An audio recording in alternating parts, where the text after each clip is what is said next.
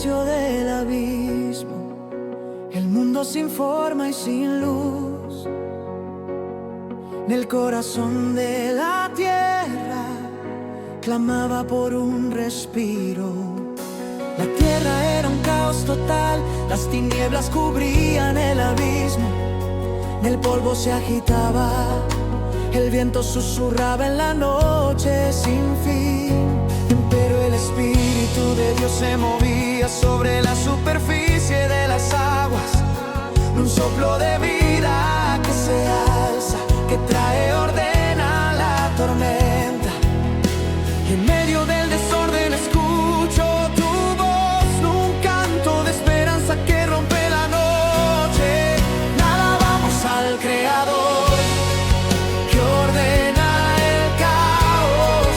En tu amor se expande como el océano, y en cada gota de agua tu presencia se muestra.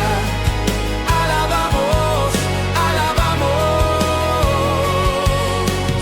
Cuando el mundo se derrumba, tu luz brilla, la sombra se desvanece, el día vuelve a nacer.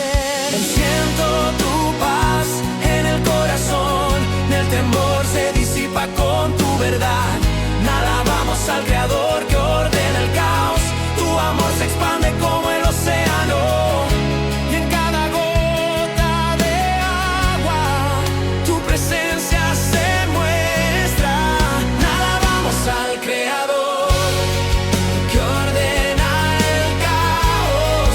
En tu amor se expande como el océano, y en cada gota de agua tu presencia se muestra. Alabamos, alabamos.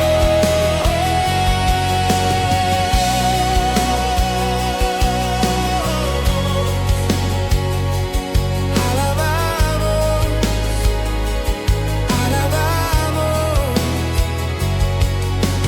Cuando la oscuridad parece no cesar, tu aliento revive la tierra y mi alma se alza.